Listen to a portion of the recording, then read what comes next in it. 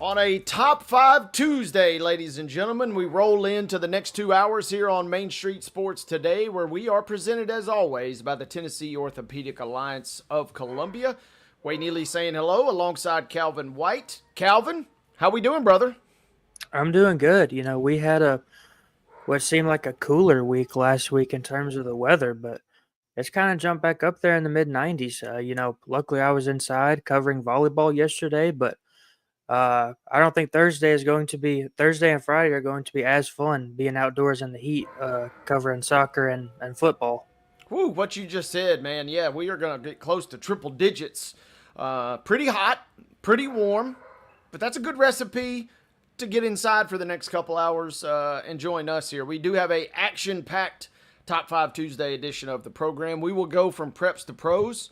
We might go preps to pros and then back to preps by the time this thing is over. It's going to be a big show today here on this, again, Top 5 Tuesday. Producer Mark Rogers is the guy making the magic happen, keeping me and Calvin in line behind the glass this afternoon. It is Top 5 Tuesday. Coming up at the end of the program, college football is back. High school football is back this week. You still got preseason NFL, but football time is right around the corner. It's cranking up.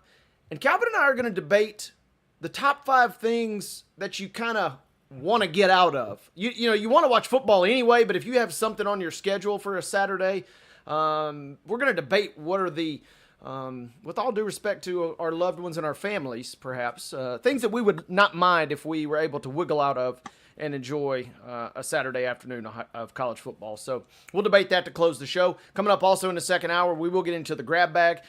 We will tap into TSSAA, as it is the opening week again of high school football beginning Thursday night and rolling into Friday and even Saturday this week. It's got some NFL news, some NCAA football news, some recruiting news. We got everything kind of covered in the grab bag towards the end of the second hour. At the beginning of our second hour, as we often do, it'll be Chip Walters popping by. Chip, the MTSU Blue Raider voice. He will break things down all across the Blue Raider landscape. And Calvin, one thing we've come to know about our visits with Chip on a weekly basis, and we've done this in the past. Sometimes you just wind him up and just let him go. We don't even necessarily have to prompt him. He could just hold down an entire segment if we needed him to. Yeah, he does a really good job of, he probably doesn't do it on purpose or knowingly does it, but he gives us a little break from ourselves on the show. We spend the whole show kind of, leading our guests along, asking questions, all those type of things. But with Chip, we can just kind of throw out a topic and let him go for a little bit and keep our viewers and us entertained. Absolutely, and that's 2 parts, right? That's number one. Chip is a showman. Let's go ahead and give the man his due there. He is a showman, and he also knows his stuff. So that combination always leads to a great segment with Chip, as MTSU is off and running with their fall sports calendar, and they will be cranking up football season in due time, ladies and gentlemen. Next week will be week 1 for the Blue Raiders. Coming up in this first hour, though, we will talk MLB at the top of the towards the top of the 3 o'clock hour here. And man, not good for Calvin's Braves and my Astros last night. A little bit more. I mean, a tiny bit more on baseball and our 2 teams a little bit later in this fine program. And then also coming up at 2:20, we'll continue our SEC college football preview tour. Scott Rabelais from the Baton Rouge Advocate will join us. High expectations for the Tigers this year. They're always high, Calvin. But they have a massive season opener coming up against Clemson. We will pick Scott's brain to try and figure out where does LSU kind of fit in the SEC pecking order this year. Should be a fun guest coming up. Yeah, LSU, every single year they've got national championship expectations. But like we've talked about the last couple of weeks with our various SEC insiders, there's no easy schedule in the SEC, and Brian Kelly, he's not necessarily on the hot seat, but he's one of those guys that going into the year where people are kind of looking at him like him and LSU need to do something this year. Whether that's make the playoff, win the national championship. Obviously, the expectation down there is always to win the national championship. But it feels like ever since Brian Kelly's arrival at LSU, they haven't really been at the top of the SEC like they were used to in years past with Les Miles and Leonard Fournette and all those guys. Yeah, you were right. It feels like if you're the head coach at LSU, there's always a base level of the seat being kind of warm as far as the coaches, hot seat there. And then if you're Brian Kelly, it always kind of feels like you're a little bit of a lightning rod. A lot of that may be self-inflicted, but always a little bit of a lightning rod for criticism. So we will, again, pick the brain of Scott Rabelais from the Baton Rouge Advocate to talk about the Tigers and what they have on tap for this 2025 season. Calvin, what else been going on? You said you were indoors, and man, it is going to be dangerously close to 100 degrees on the week. It's only fitting, right, that the week that high school football cranks up, it feels like the first week that the guys were able to get out in pads, it was close to 100. You got heat index out the wazoo, and then now here we are just a couple of sleeps before kickoff, and we're flirting with triple digits this afternoon. Yeah, it seems like in our area of the state, probably even part of the country, the seasons never really align with the months they're supposed to be in, I guess. It never gets super cold here until probably January or February, and then we're getting snow in March a lot of the times, and it's 80 or 90 degrees up until the middle of December some years. So we're still kind of in the hot part of the year. So hopefully, if we can survive this first maybe month or two of the football season, we can kind of coast into the cooler part of the year when we get into basketball.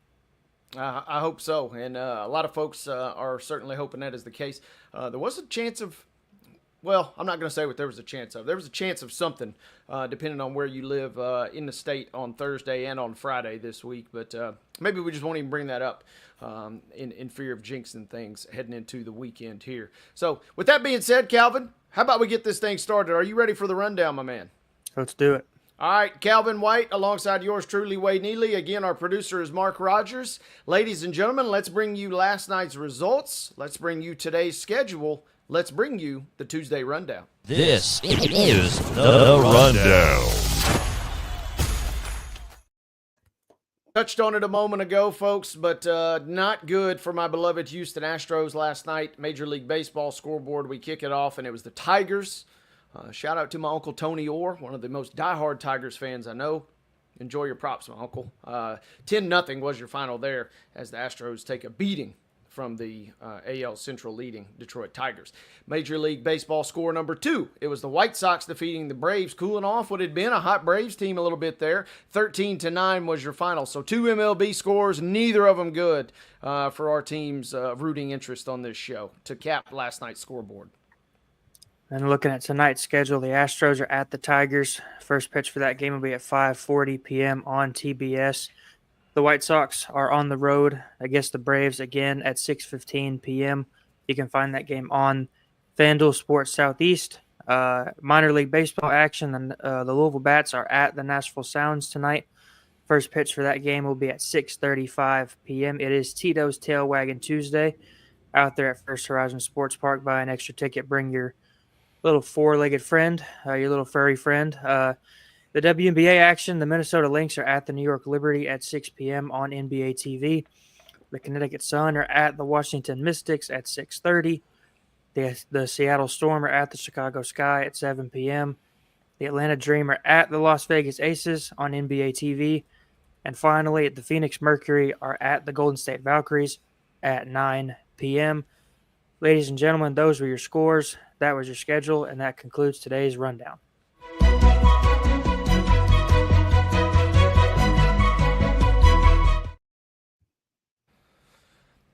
Ladies and gentlemen, we now roll into our top story, which was presented, as always, by the fine folks at Piggly Wiggly over at Neely's Mill in Columbia. Make sure you check them out for your delicious daily deli lunch options, where everything is cost plus 10 at the cash register. Once again, ladies and gentlemen, it is Piggly Wiggly over at Neely's Mill in Columbia, bringing you today's top story. Calvin, we just led off the show, and we said we would go from preps to pros and then maybe back again.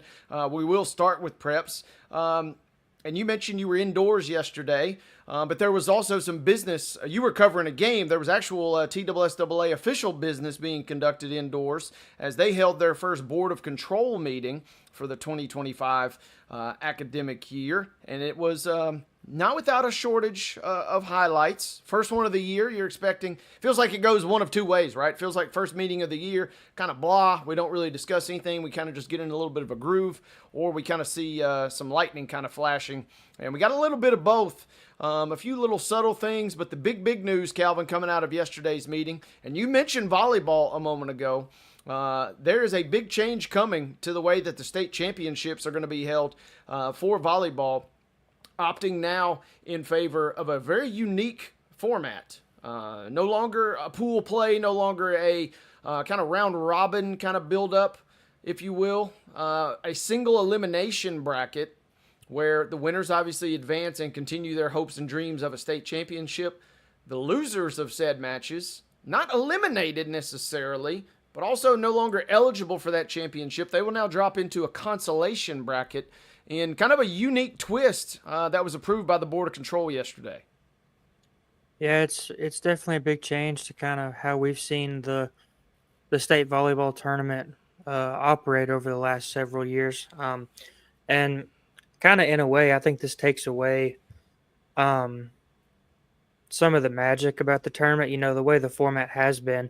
If you have a bad match or a bad game at the start of the tournament, or maybe even toward the middle, you can go to that losers bracket and kind of play your way back up through the losers bracket and still have a chance to win a state championship. But I also understand the other side of that, where some people might say, "Well, it's the state tournament. If you're losing, then you probably don't, deserve to win a state championship anyway." But it always added a different layer to the tournament, that teams that maybe might have lost early still had a chance to win a state championship down the road if they could, kind of get through that one bad match that they had in the tournament. Yeah, this is an interesting, I don't want to call it a compromise or, a mea culpa almost, but it sort of is. And this was not without debate. Our good friend and colleague who will be on this very same show tomorrow, Mr. David Wilson, he was on hand for Main Street media and for Robertson County in official capacities yesterday, kind of reporting on this. And this was voted on a couple different times. Initially, it was voted on, and it was a 6-5 vote to deny a motion going from double elimination to straight single elimination. And once you lose, you're done. Pack up the bags and head on home. They come back, and by virtue of an 8-3 vote, yes to no, they do approve, which is this new format that Calvin and I have kind of been discussing. It's a modified double elimination. Again, a single elimination. So the winners still advance and are eligible for the state championship. The teams that lose, you don't have to leave, but the best you could do is maybe, a third place trophy. And this is an interesting format, Calvin. It does feel like a little bit of a compromise, and I see the benefit of that. You don't want, especially volleyball, right? You've been at a ton of volleyball matches, and those things can go quick if you're not up to snuff. And we could see a team drive from Memphis or a team drive from Knoxville and get bounced in less than an hour and have to return immediately back to campus. This at least kind of gives you a little bit more bang for your buck in terms of making the state, but also kind of feels like a little bit of a short change because you're no longer eligible to play your way out of the losers bracket, like you said.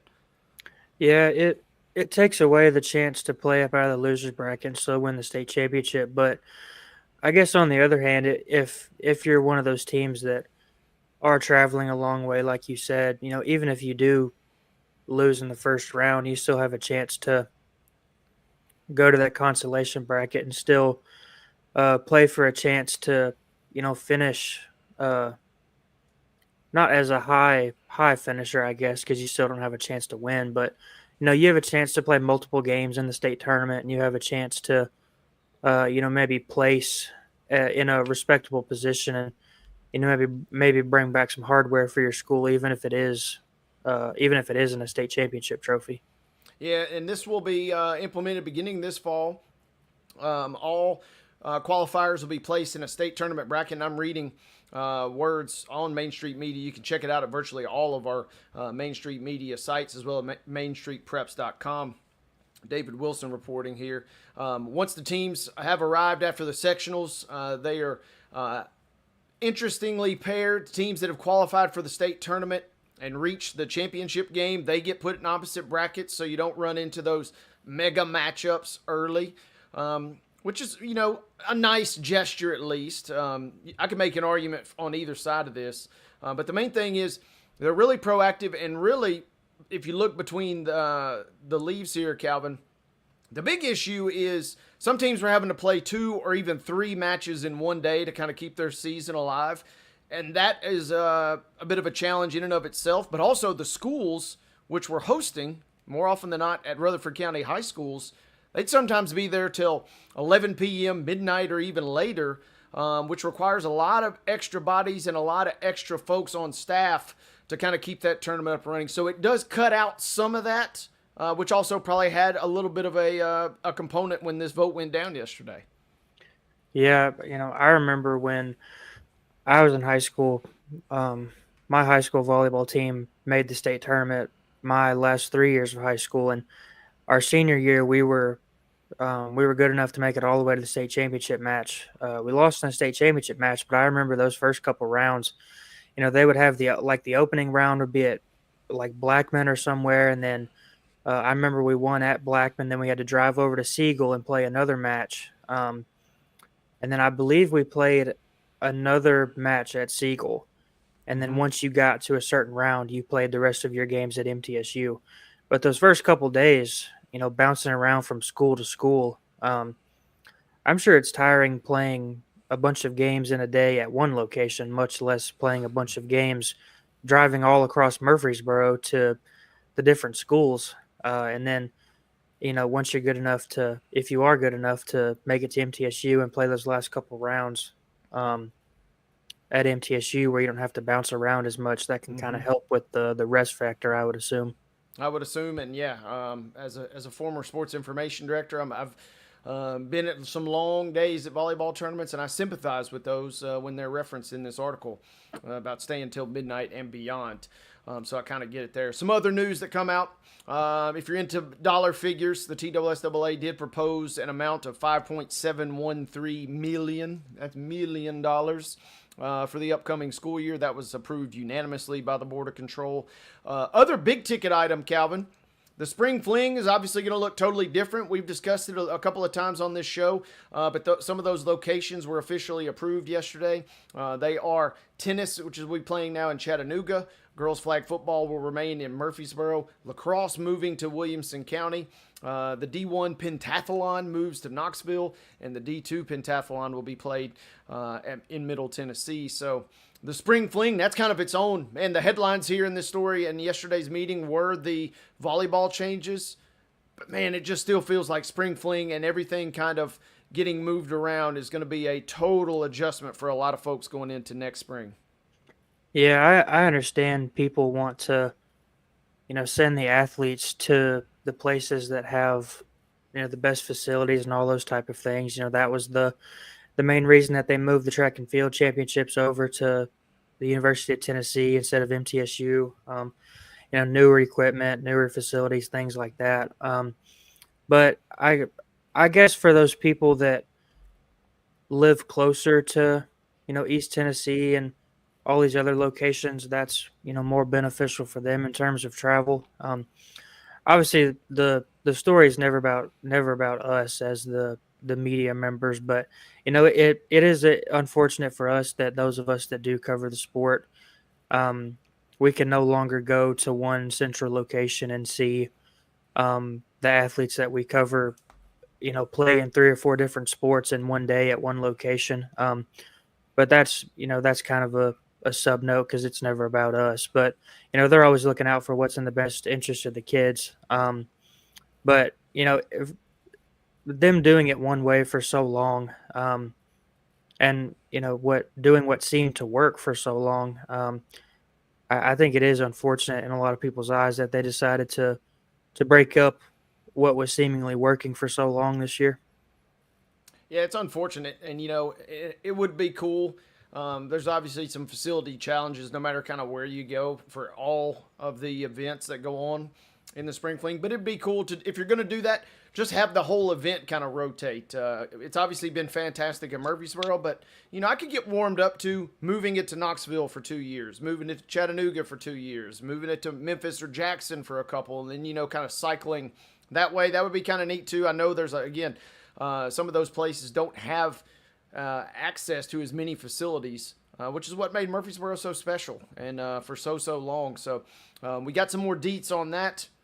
And then finally, before we close, Calvin, if you are a fan of Fairview Christian Academy, Devout Academy, Maryville Christian School, or this is my favorite, Nurses Middle College, which is here in Nashville, good news. You've all been approved for membership in the TSSAA. So get out the pocketbooks, folks, and pay your dues. But you got approved for membership. Always kind of cool to see and learn about some new schools that'll be coming into the fold here in the next couple years. Yeah, it's always interesting to see, new members join the TSSAA, seeing how they fare, in athletics against other schools that have been in the TSSAA for multiple years. So, obviously good for those schools that they are now official TSSAA members. And then, I guess we'll keep an eye on them to kind of see how they fare this athletic year. Yeah, keep tabs on those schools again. If you missed any of this, again, David Wilson did a great job on all of our Main Street properties of breaking down all of the volleyball information. You can also read on TSSAA.org if you're looking for the kind of real just meat and potatoes of all the minutes, the minutia, if you will, that went into yesterday's meeting.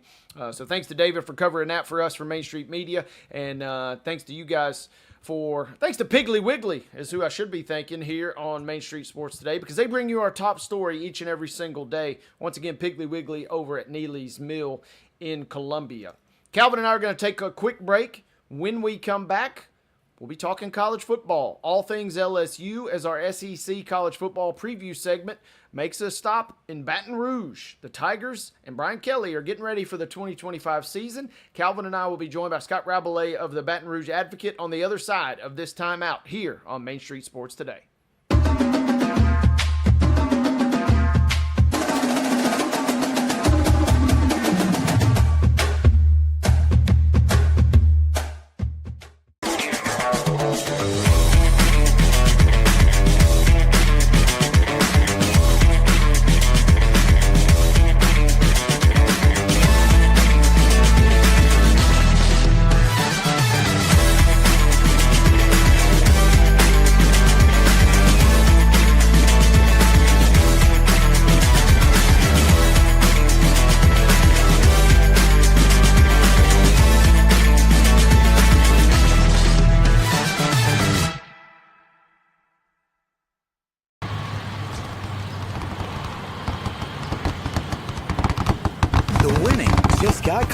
All new Sportsbook, the latest gaming machines, live horse racing, and more. The Mint Gaming Hall, Kentucky Downs. Winning just got closer.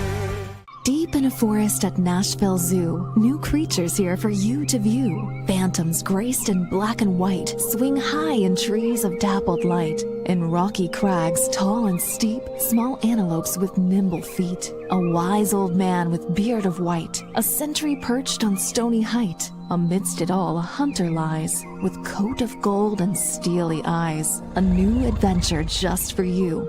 Leopard Forest at Nashville Zoo. Open now. Busy bee, yeah, busy bee. If you need... Hold on, y'all, hold on. I need to make a call. Hey, this is Brianna with Busy Bee. I'm giving you a call to let you know your technician is on his way. 333. Busy bee. Guys, not yet. Not yet. Busy bee, oh, Now busy ready, bee. guys. Call 775-7833. Custom Stone Handlers supplies over 600 distributors and suppliers with quality stone products. Along with Riverstone, we produce and distribute over 100 building, landscape, and other bulk products. Our goal is to provide quality products, service, and partnerships to ensure our customers' success. We firmly believe the measure of any person or company is how you treat other people and customers. Give them a call at 931-490-4990 or visit CustomStoneHandlers.com.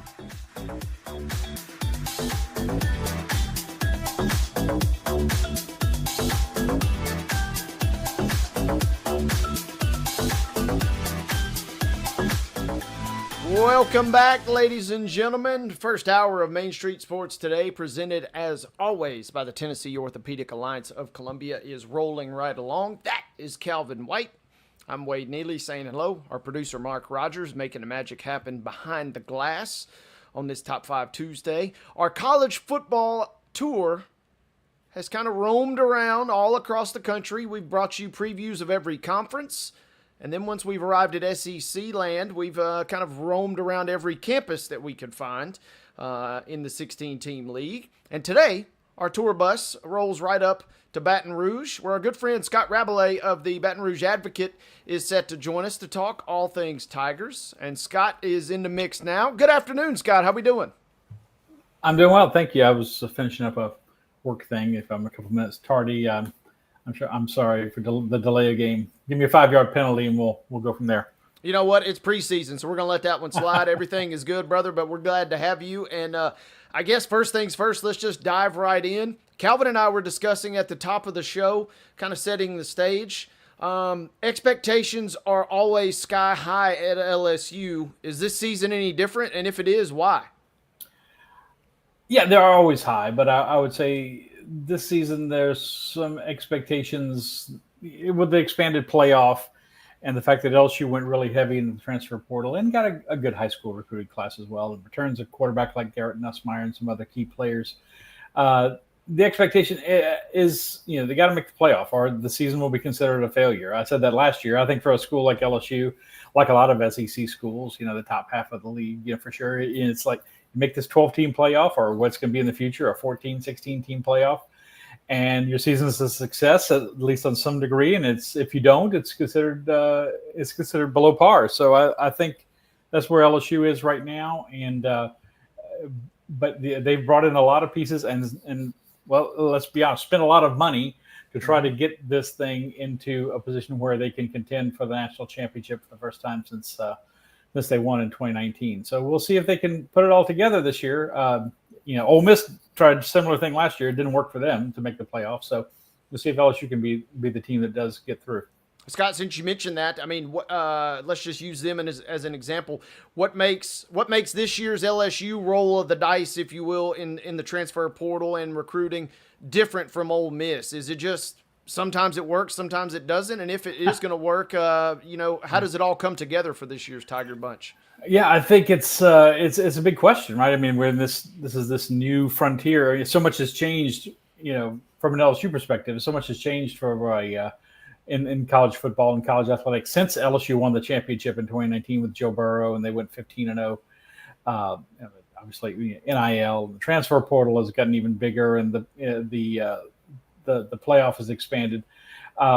What makes it work? I don't know. Brian Kelly was asked a similar question today. We talked to him after practice today, and he said, he feels like going into his fourth year, they have the team culture well established. He said players have to come into the program, have to adapt to the team culture instead of the other way around, and figure out that they've got to do things to the LSU standard, whatever that means, in order to have a chance to play. And so we'll see if that is the case. Look, there aren't many excuses. I mean, for LSU this year. I mean, like I said, returning a quarterback like Nussmeier, a lot of pieces around him. They've got the whole front office thing set up the way they want. They brought in a guy like Austin Thomas, brought him back from Ole Miss to kind of be the team general manager, and they've got that whole thing working out. I mean, to hear coaches talk about contracts and people dealing with that as a front office is still strange to me in college football, but they've established that what they think is that culture. And because it's important, right? It's not just to have a collection of talent. I think that's what Ole Miss had last year. You have to make a team, and we're going to see if they can make a team coming up very shortly. Scott, LSU's won, at least 9 games every year Brian Kelly's been at LSU, but it feels like we never talk about LSU as kind of a contender to win the SEC and to win a national championship. Now, obviously, Nick Saban was still at Alabama these last couple of years. Georgia's been winning national championships. But what's been kind of preventing LSU from being in those conversations to where they can have a chance to win the conference and potentially win a national championship? Yeah, there's been some piece missing. As you said, Kelly's first 3 years, 10 wins, 10 wins, 9 wins last year, so 29 wins. Reached the SEC championship game his first season. Had a Heisman Trophy winner with Jaden Daniels. It's not been a failure, by any respect. It's not like Florida State went 2-10 last year. I mean, hadn't had anything like that. It's just they've been missing a piece. First year, special teams was awful. His first year, 2023, they had this amazing offense with Malik Neighbors and Kyron Lacey and Brian Thomas, and of course Jaden won the Heisman, as I said. And the defense was historically bad for LSU. Yeah. Last year, both things were everything was kind of okay, but not super great. So it's just been this one thing or another seems to be has held LSU back. Does this year they have all the pieces together? It seems like it. Although I will say one of the big concerns, one of the big stories over the preseason camp has been what the offensive line looks like. Four new starters. Mm-hmm. The one starter they have returning, DJ Chester, is getting moved from center to maybe even a backup guard spot. We were talking to Brian Kelly today. Lost Will Campbell, top 5 pick to the New England Patriots, and so at left tackle. So a lot of new pieces there. But if they can be good in the trenches, which is for all the bells and whistles of college athletics, college football, you still have to be good in the trenches. If they can be, then they can have a team that can contend. There's no game they can't win on the schedule, that's for sure. I'm reading this story here from CBS Sports. It says LSU has an 18-man transfer class, good for first in the country. Was you mentioned the defense and the offensive line. Was there an area that going into the offseason that Brian Kelly and LSU, were kind of targeting multiple players that play that position, offensive line, defense, things like that? Was there an area where LSU said, this is absolutely where we have to get better at? Yeah, I think obviously they knew they were going to be losing some players on the offensive line, so they had to do that. They had to work on that area. They had to. You got to be better. You got to be good up the middle, right? I mean, that's true in any sport. And so I think for LSU that was the case. They brought in Braylon Moore from Virginia Tech to play center. He's definitely going to be their center as long as he's healthy this year. They brought in some guys on the edges like Jack Pyburn and Pyburn and Peyton, kind of alliterative there. There'd be some edge rushers. Got some guys in the secondary. Menser Delane quickly, also from Virginia Tech, quickly locked up one of the cornerback spots, and it looks like they're going to have two transfers starting at safety with AJ Halsey coming over from Houston, and the cornerback spot's still a little bit up in the air, but we'll see about that. But yeah, some very key positions. And then Barry and Brown at wide receiver, very fast guy. Nick Anderson, wide receiver from Oklahoma. Bauer Sharp, tight end from Oklahoma. Filling some key pieces there. So a lot of spots all over the board, but improving the pass rush is key. They want to try to get a rush with four linemen, obviously, if they can. But then they might slip down Harold Perkins, who returned somewhat surprisingly. Hurt his knee early last year, September, came back for another year, and he's playing the star position, which he can drop back into coverage, or he can get on be a rush in, or he can play linebacker. And Whit Weeks coming back from being second, I believe, in the SEC in tackles last year. He's a first-team preseason AP All-American that came out yesterday. So trying to mix all those pieces together. But yeah, the lines, that's been critical to try to improve the pass rush and try to be a line that, despite all the starters last year, didn't run block very well. They're hoping to improve on that if they can in 2025. We're talking with Scott Rabalais, who's our LSU insider, and Scott's breaking things down for us from Baton Rouge. Scott, you mentioned Barry and Brown. We're obviously familiar with him being from the mid-state, a Nashville native, and obviously tore it up, specifically in special teams. One of the all-time greats in SEC play in special teams at Kentucky. Is he brought in? You mentioned him at receiver, but is really are his talents going to be utilized at receiver, or is his big contribution going to be in special teams, you think? Yeah, whether he's LSU goes 3 wides, and now very very different from the Les Miles days, right? Mm-hmm. With the fullback and everything. They don't have any fullbacks anymore. Whether he's a starter with Aaron Anderson returning and with Nick Anderson and some of these other guys, I don't know. They go they've got about six receivers that they can count on, and they can move them in. I think Berrien though could be a starter. Whether he is or not, he's going to play a lot. But they're also expecting him to do some good things on special teams. Help them. Flip the field with kickoff returns, and maybe get it. Break a big one. Obviously, it's harder to do now in college football, but he's got the speed, and of course, but the speed to return a kick, but also to be a deep threat for LSU. They were missing that for a lot of last season, but Chris Hilton also came back as another wide receiver I need to mention, who was a vertical threat. You saw late last season and in the bowl game against Baylor that he was effective there at helping the offense stretch the opposing defenses. So, but yeah, I think Berrien Brown is going to play a big role in those two areas on offense and special teams. And you mentioned, Nick Anderson coming in from Oklahoma. We just spoke with Tom Green from our Oklahoma camp yesterday, kind of talking about things, and his loss could be to Oklahoma's detriment. His addition could obviously be to LSU's benefit. Scott, let's roll through the schedule real quick and say this for what you will about, Brian Kelly and scheduling and LSU and scheduling. They don't run from tough competition to start the year. Another big opponent to begin the 2025 slate. How do you see Tigers versus Tigers, LSU at Clemson going down here in 2 weeks' time? Yeah, there's a lot of people grumbling, in Baton Rouge and in Louisiana. LSU has not won a season opener since 2019. I mean, it's kind of hard to believe. They remade the schedule in 2020 with all SEC teams. They lost to Mississippi State. They lost back-to-back games to Florida State in New Orleans and in Orlando. Lost to UCLA. I'm sorry, they lost to UCLA in 21, then Florida State in 22 and 23, and then last year lost to USC in Las Vegas. This is a top 10 matchup. Clemson's number 4, LSU's number 9. First time LSU has played a true road game top 10 matchup to start the season ever. So this is a big one, and it's certainly the biggest one they've had since they started. It was a top 5 or 6 matchup with Oregon in 2011 in Dallas at the Cowboys Stadium. So this is big. It's about as big a season opener as I can remember in more than 30 years of covering LSU football, because they have not gotten off to a good start. And if you lose it to Clemson, you have to realistically think maybe a 9-3 team can make the playoff this year, but you can't think that way. You got to think that you can only have one loss that you can afford in SEC play, and of course win your other non-conference games. It's a tough schedule. I mean, they play Clemson. They come 2 weeks later. They're at home against Florida. If you lose to Clemson, you've got to win the Florida game at home.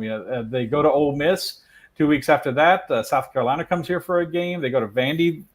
Vandy's obviously knocked off Alabama last year at home. Texas A&M comes here. They're ranked. They go to Alabama, and finally they finish the season at Oklahoma. So there are a lot of games that you could say are toss-ups. Again, no game that you can say, well, LSU can't win that game. I wouldn't say that about any of them, but it's hard to picture LSU going unscathed. But they have put a lot of emphasis on starting 1-0. They got signs all over the football facility say 1-0, 1-0, 1-0. They really have emphasized that maybe more than in the past. Maybe they haven't always had that sense of urgency in their first game. It's there this year. Now, is it going to help them go win at a team that a lot of people think is a national championship contender in Clemson? I don't know, but we're going to see. But the loser of that game doesn't have to think that their season is over or that their chances of making the playoff are gone, certainly. But there's not much margin for error if you do. Yeah, and Scott, real quick, you mentioned the schedule too, and I found this part interesting. I'm reading from our guy Phil Steele here.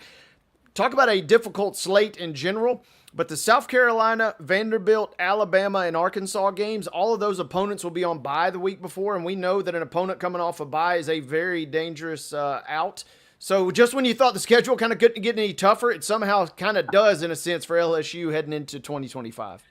LSU and Alabama always have the week off before each other. That's been established for a while. But yeah, that makes it tougher for sure. This is the SEC, and it's a lot of games that are. I think LSU's in that mix of teams that you say they're good. Are they going to? Do they have a chance to be great? Do they have a chance to be in that SEC championship game and then go forward into the playoff? That's what everyone's focused on this year, and it's hard to tell right now. It's hard to tell right now with all the new players, with all the tough games. But we're going to see.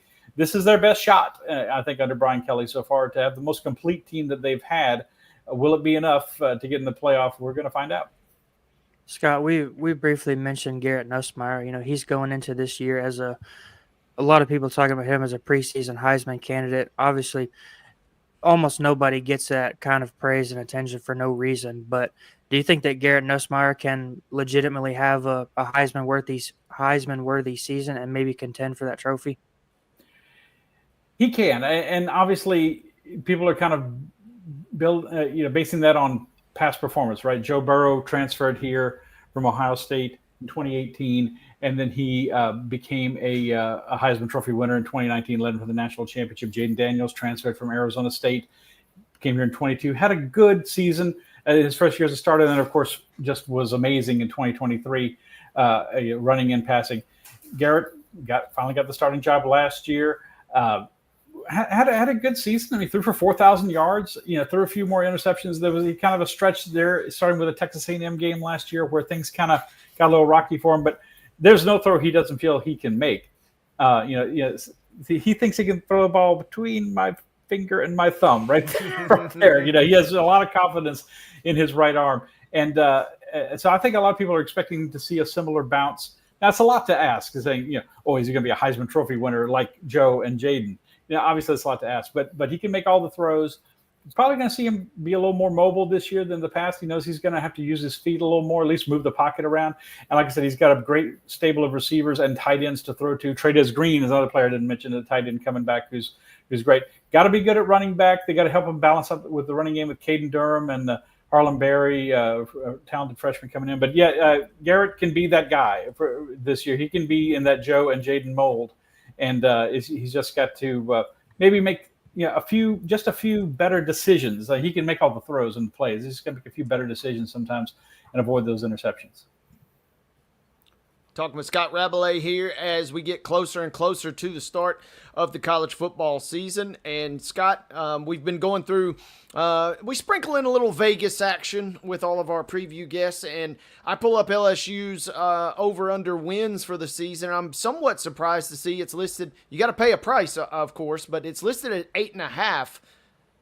I'm looking at that schedule. I'm listening to everything you just said. It feels like LSU certainly goes over 8.5. Maybe tell me why they do. Maybe tell me why they don't.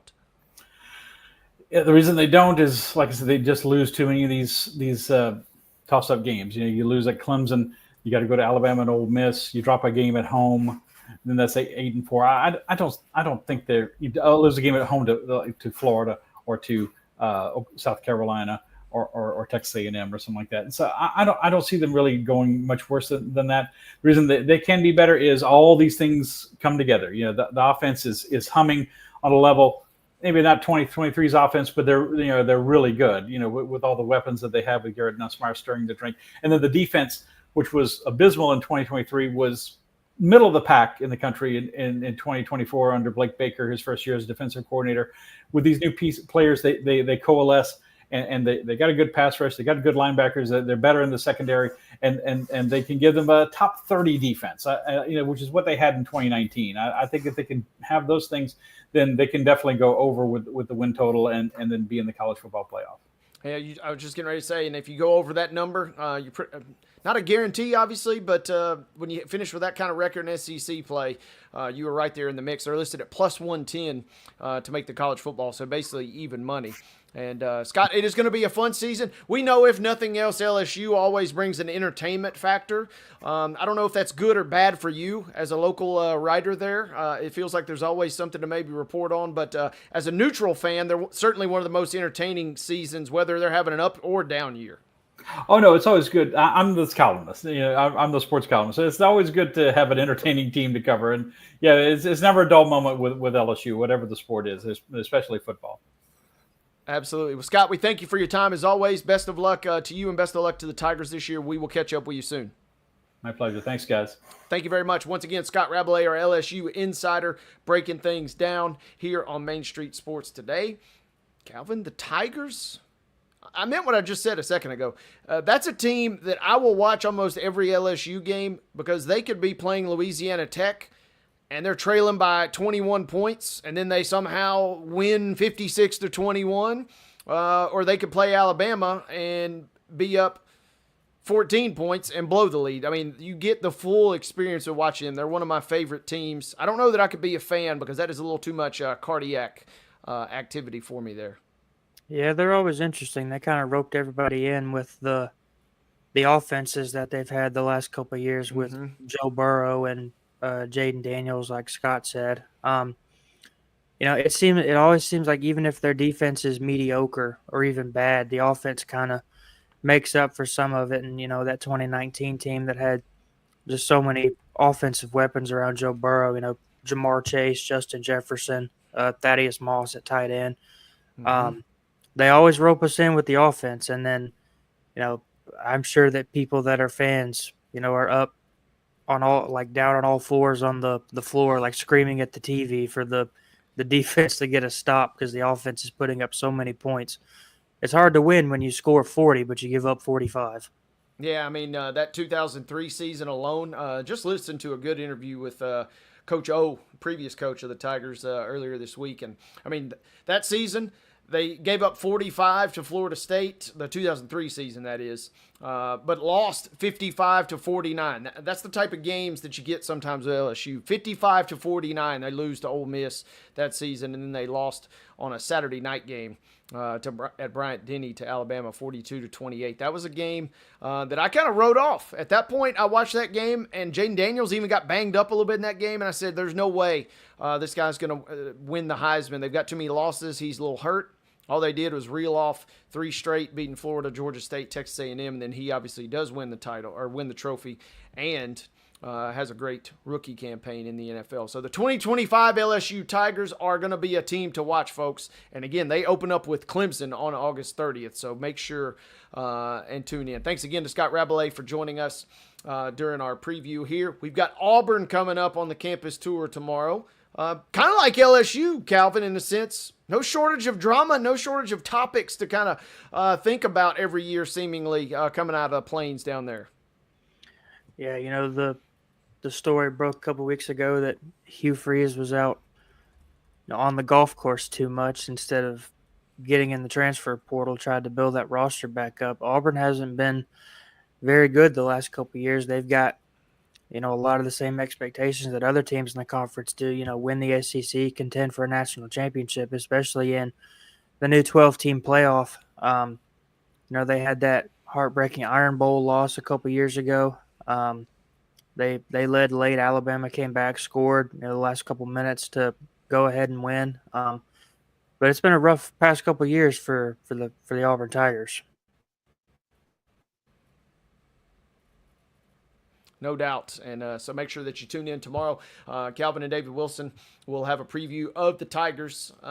We will give you more deets on that toward the end of our show today. Speaking of the rest of our show today, we're going to take a quick break. When we come back, Calvin and I will dip into the Major League Baseball waters. We'll talk about 2 putrid performances last night, one by the Braves, one by my beloved Astros, as both teams kind of laid an egg last night. But we will forge ahead, and we'll discuss a little MLB to wrap up our first hour. Come on back, folks. You're watching Main Street Sports Today, where we are presented by the Tennessee Orthopedic Alliance of Columbia.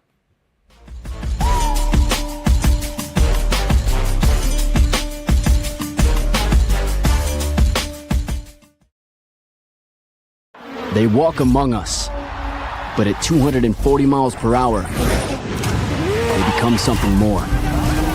They're thrill seekers, risk takers, and maybe just a little bit unhinged.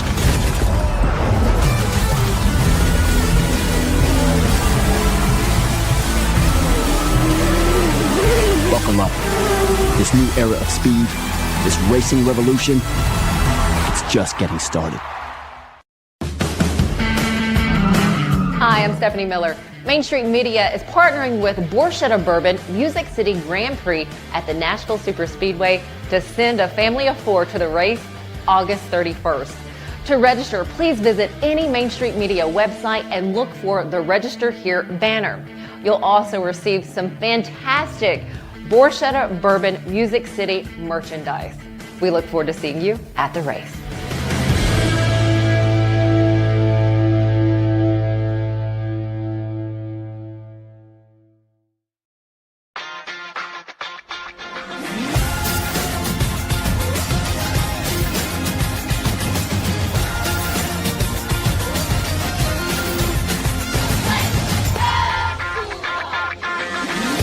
Zion Christian Academy at zioneagles.org or 931-388-7531. You can schedule your appointment to visit their beautiful campus. Again, zioneagles.org or 931-7531 to schedule your visit today.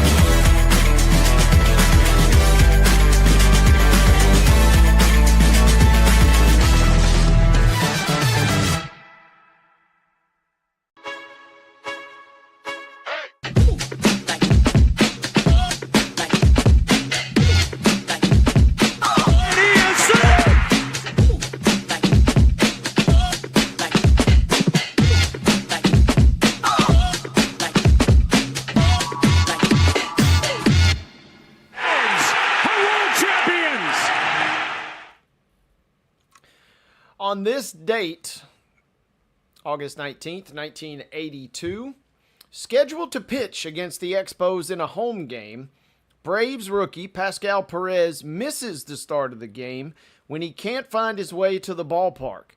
Perez circles on the interstate several times, but he gets lost. He's later given a Braves jacket with a new number, I-85, listed on it. Phil Niekro instead takes the mound, wins 5-4, running his record to 11-3. That was this day in Braves history. And Calvin, I feel like we do this day in Braves histories, and we talk about things that just kind of don't happen anymore. Mo and I have talked a lot recently about pitchers that hit, or pitchers that rake, as he likes to call it. That doesn't seemingly happen anymore. I feel like it is virtually impossible to not find your way to the ballpark, whether it's your own GPS or whether you're in an Uber or whatever the case is. But apparently Pascal Perez in 1982 struggled to get to the park as the starting pitcher that day for the Braves. Yeah, I think we've all been there before, whether we have GPS or not. Struggling to find our way around, especially around a busy ballpark on game day. But this is why I always say that you should leave early enough to give yourself time to find it if you don't know where you're going. 99% of the time, I do not know where I'm going if I'm going somewhere new that I have never been to before. So I always try to give myself a little extra time to figure out where I'm going in case an incident like this does occur. I'm with you there, and that's my general rule. I always try and say that I'm going to leave early for that reason. And if it actually happens, it's a beautiful thing. If you get worst case, you just get there a little early, you just kill a little time. But when you run up against it, that is tough. And Pascal Perez, who unfortunately passed away in November of 2012, had some struggles getting to the park that day. As a member of the Braves, making his debut in '82. Also played for the Pirates, the Expos, and the Yankees. That was this day in Braves history. Last night in Braves history, Calvin, Mo, and I just went through, the Braves not going to make the playoffs, barring the most insane comeback and also combined with somebody utterly collapsing. But the vibes were still high. Atlanta had really kind of taken care of business. They'd kind of turned a little bit of a corner, winning in convincing fashion in multiple games versus the Guardians, who were pretty hot in their own right over the weekend. All they did last night is lose to the White Sox. Atlanta cannot get things rolling. They fall 13-9 in a game that was a little bit more lopsided than that throughout the course. Chicago led 7-0, and at one point led 10-1. Atlanta gets some late runs for cosmetic purposes, but they fall 13-9. Spencer Strider only lasting 3 innings, giving up 10 hits, 7 earned runs. Wolf, 2 strikeouts and a walk. Tough night for the Braves last night in what has already been obviously a disappointing season. Yeah, Spencer Strider's had a rough last couple starts. I think last time we talked about Spencer Strider, he had given up 8 earned runs in his previous start, which were a career high, I believe, and then he gives up 7 last night to the White Sox. The Braves went down, I think, 6 or 7-0, and then once the White Sox kind of got up there in double-digit runs, the Braves started clawing back. They scored 4, 5, 6 quick runs, and not that it matters anyway. They're not going to make the playoffs, but I was sitting there looking at my phone on the ESPN updates, telling the Braves not to give me hope that they were going to, come back and win. But I never thought I would be in a position where we would have to hope that the Braves came back and beat the team that set the record for fewest wins in the history of Major League Baseball last year. Yeah, that was pretty tough, and Mo mentioned it on the show yesterday. You got Mo and David and yourself holding it down for the Braves. Our recurring guest and good friend Christopher Gabriel out on the West Coast. He's a Chicago native, Chicago White Sox fan, so advantage to Gabriel in that series if you're keeping tabs there. Bryce Elder will get the ball for the Bravos tonight. 6:15 is your listed start time. I'm over here saying, well, it can't be that bad as the resident Astros fan on this show. But, yes, it can, because Houston put up a stinker in their own right. Big game, big series versus the Tigers. All they did was get absolutely throttled. 10-0 was your final. Spencer Arrighetti falls to 1-4, making his second start after coming back from injury. And so misery loves company, I suppose, on this show, Calvin. And the Braves and Astros both took it on the chin last night. Yeah, I'd say the Braves' kind of puddle of misery is a lot bigger than what the Astros are dealing with right now. The biggest problem with the Astros right now is they're trying to fight off the Mariners for that AL West title. At least you lost to a good team in the Tigers, who have been one of the best teams in baseball this year. Instead of the Braves, like I said, losing to the team that set the record for worst single season in the history of Major League Baseball last year. So I'd say you're sitting over there on your side of the screen a lot more comfortably than I am this year. Yeah, well, you paint a rosier picture.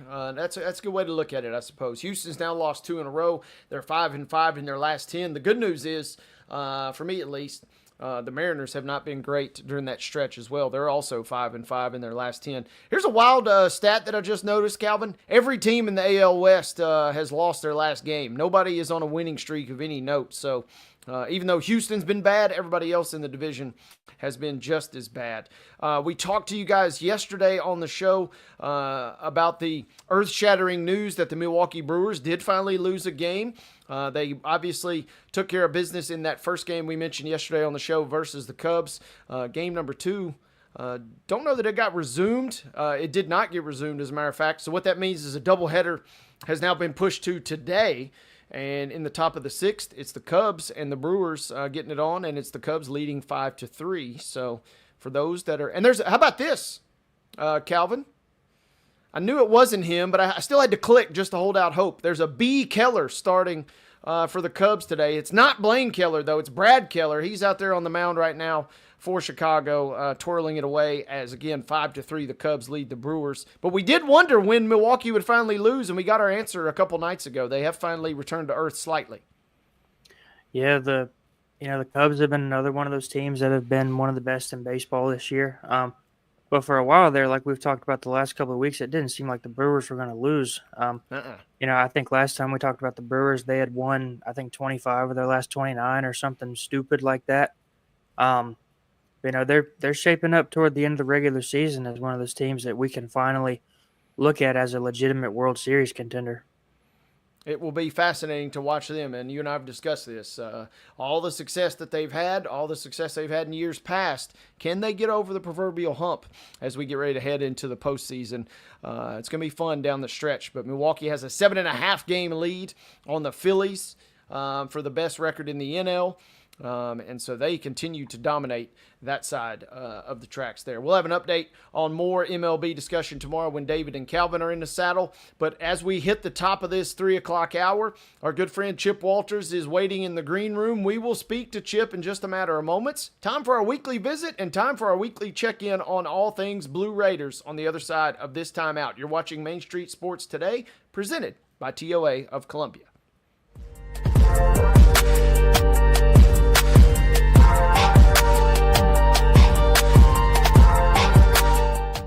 Jones & Lang Sporting Goods here in Columbia has been outfitting teams, officials, and anybody else from T-ball to college for 50 plus years. Be sure and check them out at 931-388-8060 or online at jonesandlang.com. Jones & Lang Sporting Goods, the look of a winner. Zion Christian Academy at zioneagles.org or 931-388-7531. You can schedule your appointment to visit their beautiful campus. Again, zioneagles.org or 931-7531 to schedule your visit today.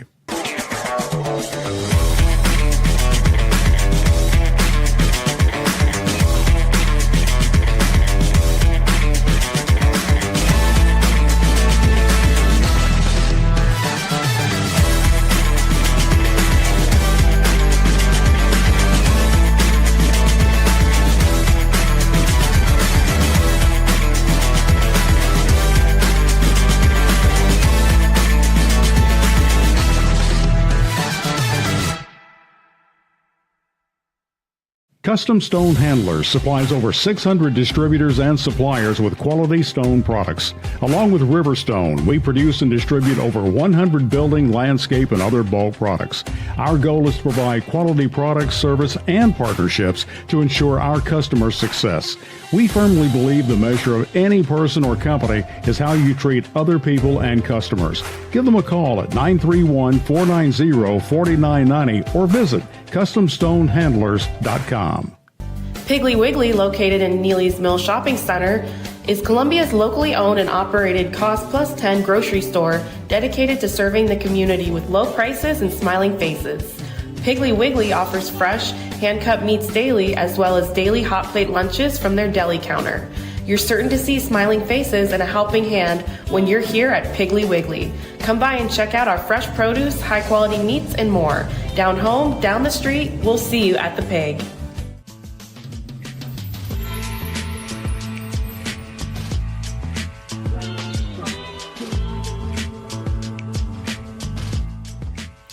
Hour number 2 of Main Street Sports Today, presented as always by TOA of Columbia, begins right now. Alongside Calvin White, Wade Neely sitting in the saddle here, our producer Mark Rogers making the magic happen behind the glass.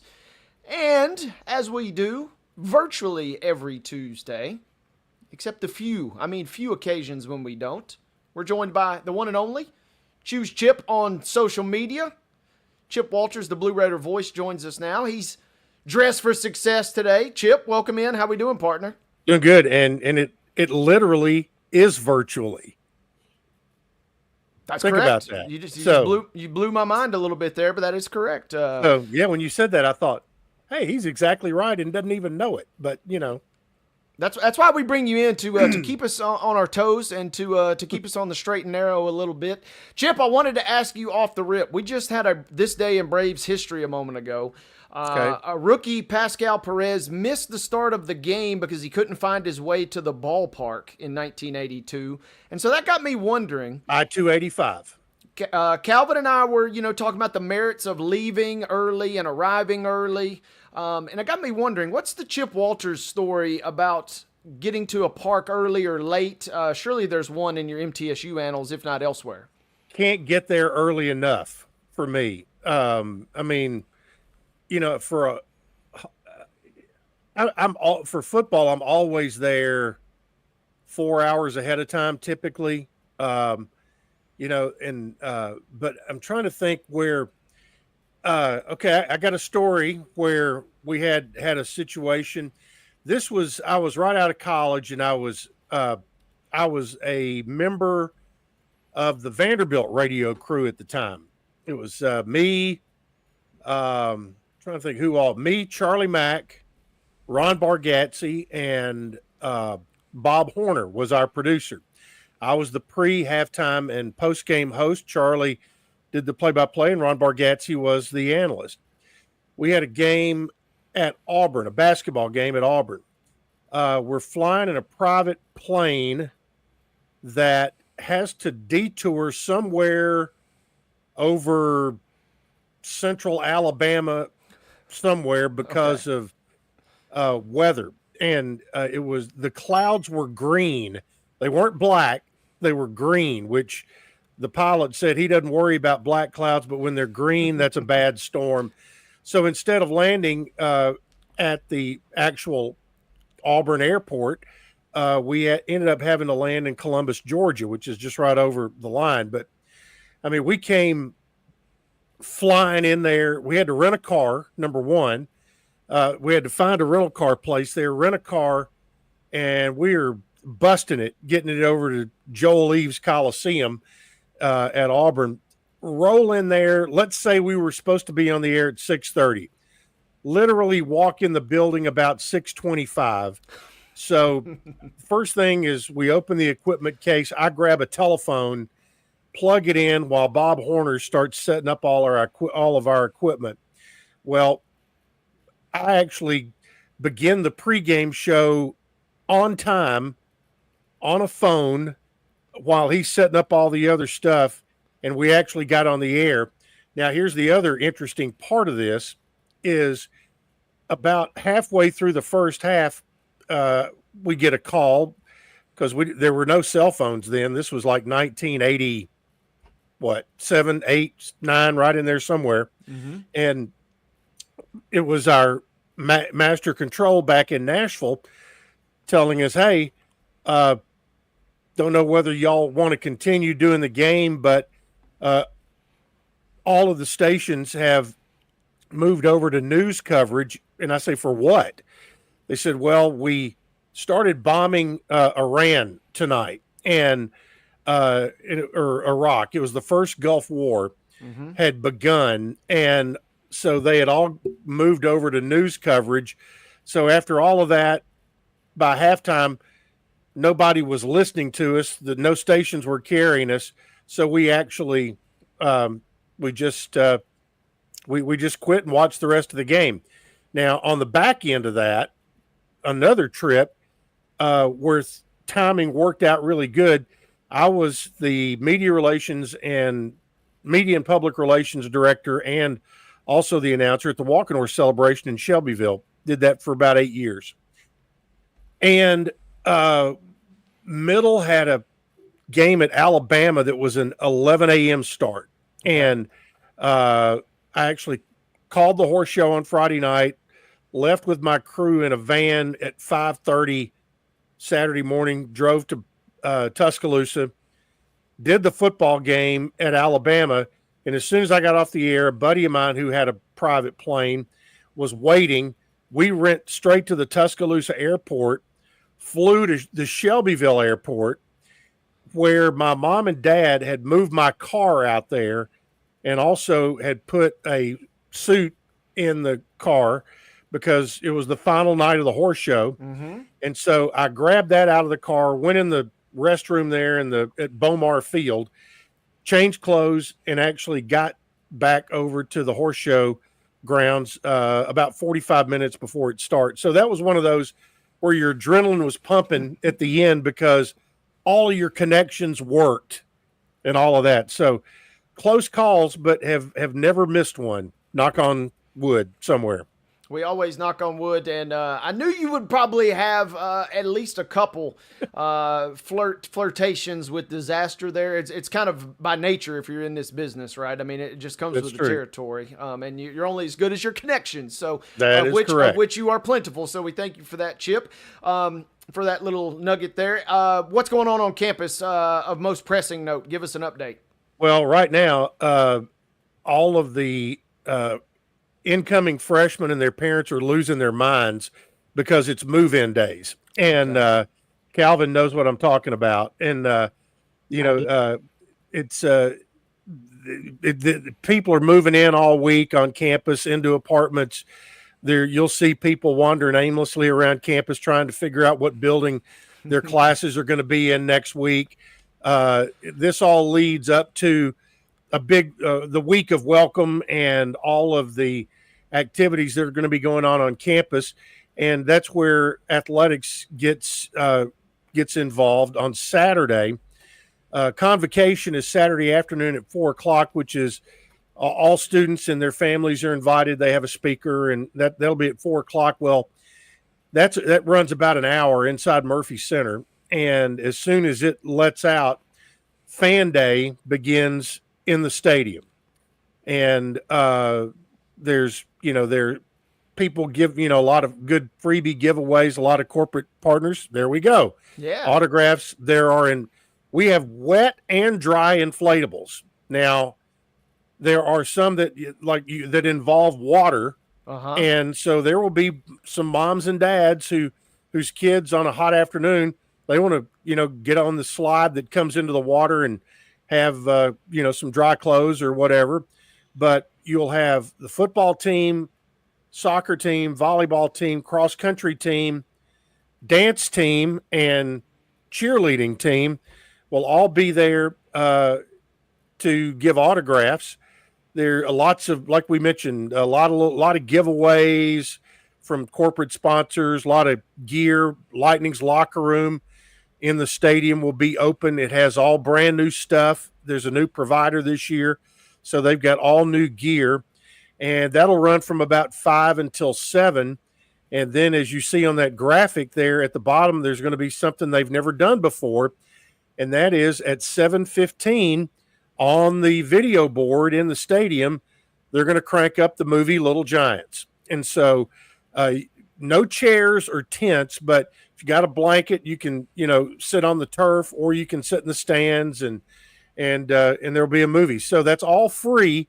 So if you're moms and dads and you're looking for, free entertainment for the kids, there'll be live music out there from 5 until 7, contests, just, everything you would expect to happen on a fan day will be happening at fan day. And that'll be, again, do want to remind you, if you're coming, because of convocation, a lot of the Greenland Drive parking will be taken up. So don't be afraid. Go to the interior of campus. Go over by the baseball field, by KUC, by Old Main, Loop Drive, all that.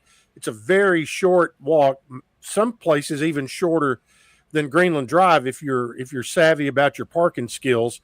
That will have you right there in the stadium and enjoying things. And also forgot to mention, starting at 5:15, I think, if you have not gone through the Smith Student Athlete Performance Center, there will be guided tours starting every 15 minutes. They'll be taking groups through the different and show you throughout the entire building. So it's going to be a busy day, and that in a nutshell is kind of what's going on campus, along with some soccer matches and football practice every morning early, and everything pointing toward September 30th for a matchup with Austin Peay. And Chip, you mentioned that real quick, and that's the beauty. We sometimes, it's a cool idea to schedule a lot of events on campus, but sometimes you can do too much. But I love the flow of what you described. Everything kind of leads right into the other. You're not having to pick and choose like 6 different things going on campus at the same time. Yeah, and over the week of welcome for all the students who are on campus, and not just student athletes, but everybody who's there. There's convocation, there's Crash the Commons, the President's Picnic. All those kind of things are scheduled throughout the week. But Saturday, there was some effort put in to have convocation empty out right about the time and it's an opportunity really for new students on campus to kind of get a little bit of an initiation to the athletic program. Number one, you're going to be in the basketball arena for that event, and you come right to the football stadium. And so they coach them up pretty well about that you as a student you get free tickets to everything, so, and encourage them to take advantage of it. So that's with all of that, as Calvin again can he can agree with me that traffic around campus all weekend is going to be a little crazy. And also, if you go to the Walmart near campus, we wish you the best. Yeah. Thoughts and prayers. Yeah, it's, traffic's probably bad during this time. To wait till school starts and they try to, there's going to be some freshman that tries to get there 10 minutes before his class starts, and he's going to be an hour late to class because he can't find a parking spot. Yep. And the thing is, just take your time.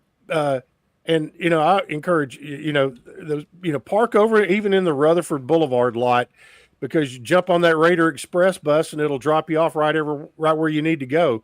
Learn that bus schedule, and you're in great shape. But and by the way, they've someone along the way has decided that this is a good week to grind up pavement along Rutherford Boulevard. So thanks.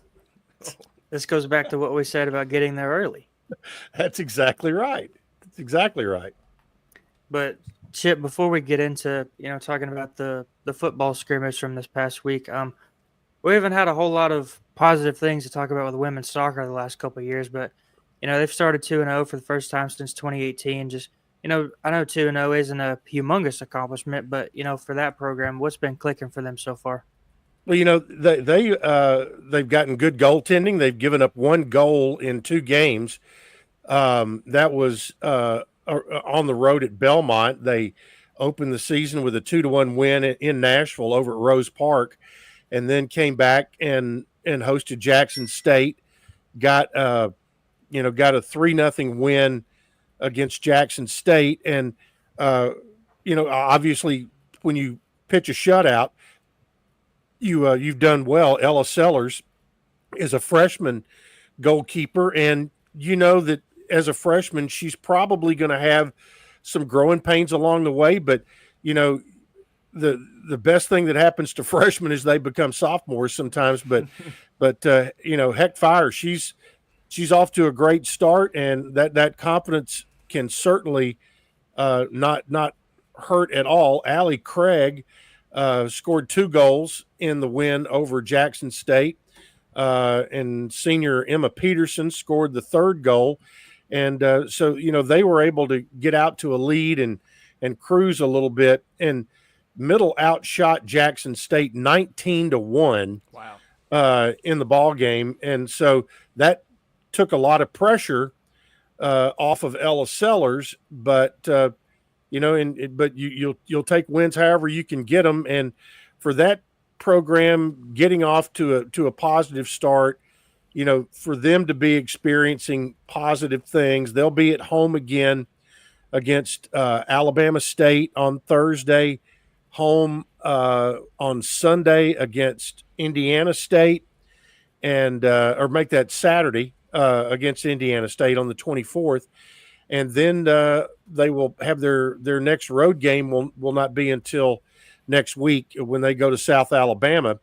And volleyball will get underway late next week, next Thursday, as they will be in a tournament up at Purdue, and they'll take on or Purdue Fort Wayne, I should say, in Evansville. So they've got things coming up. They've got another week of work before they start zoning in on what they want to do on that opening weekend.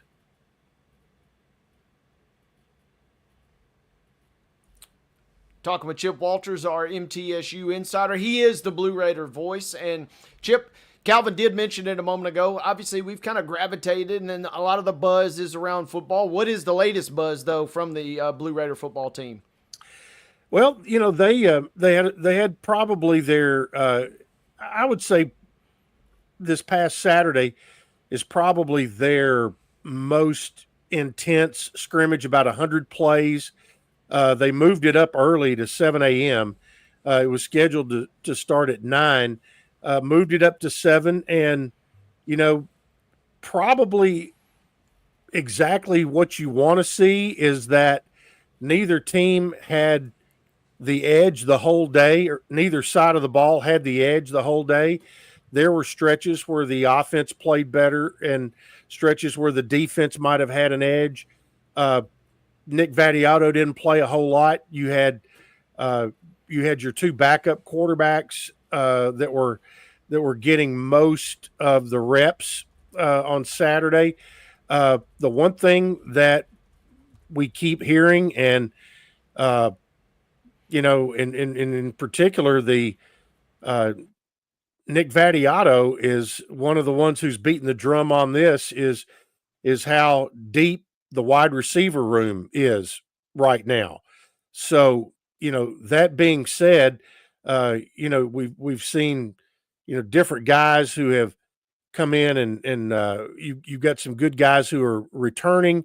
You've also got some new guys, some we've seen, some that will be completely new because they're coming out of the transfer portal. Some of these guys, just looking at some of the names, you've got Najee Cox, 6'3", White Jr., transfer from Fresno. You've got high school kid Tyree Patterson. Miles Butler is a guy who's been in the program one of the longest. He's a grad student. One that I'm interested in, A.J. Jones. He's an Arizona transfer, 6'3", 212, has good size. Amorian Walker, junior, 6'4". So, we're seeing some, they brought in some good size. Cam Lacey's been in the program. He's a good possession guy. Gamarian Carter at the first scrimmage had a couple of, kind of circus catches. And, he's been fun to watch.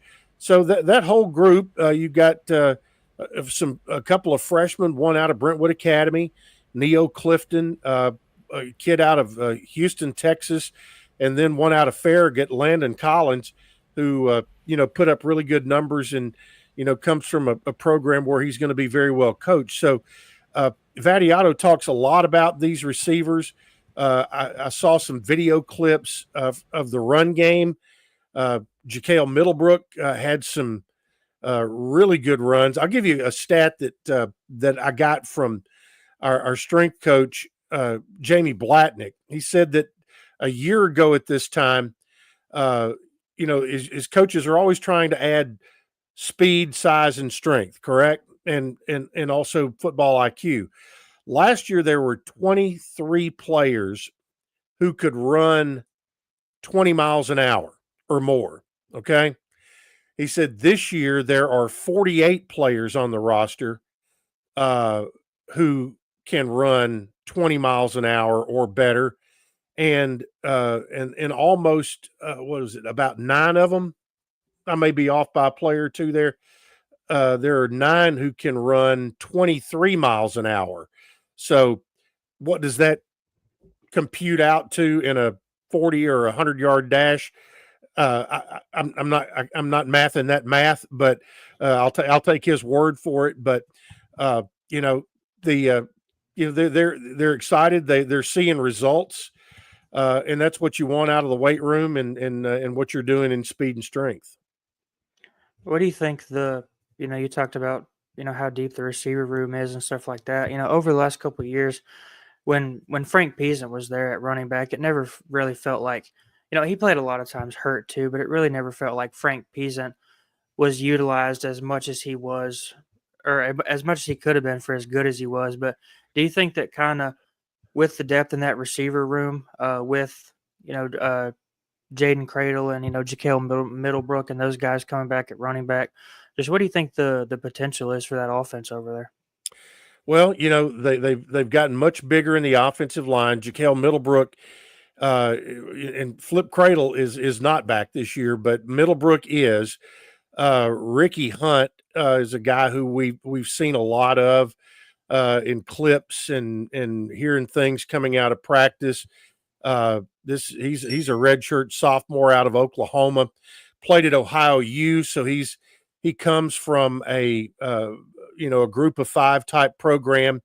DJ Taylor, kid out of Riverdale, freshman. I think we're going to see some things out of him. You've got another freshman out of Shelbyville, and then Austin Clemens, who's a redshirt freshman out of Florida, and was going to look up his. He was here in the program last year, so he was able to get a redshirt year. And another guy who didn't play anywhere last year is Ashton Jones. Ashton played at Nashville Christian, I think, before transferring to Oakland his senior year, and did not play football a year ago, but is back and with the team. And that's a guy who, if I'm going to put a dark horse tag on somebody who could be a difference maker, Ashton Jones, he's got the pedigree and has played in very successful programs. He was a Mr. Football finalist in 2022, was part of that Oakland team that won it in 2023. And I correct myself, he was a 3-time All-State and All-Region player at DCA, not Nashville Christian, but DCA. So, again, here's a guy who is hungry, didn't play a year ago. So write down Ashton Jones's name and as a guy that you might see some production out of. Chip, I love when you roll through number one.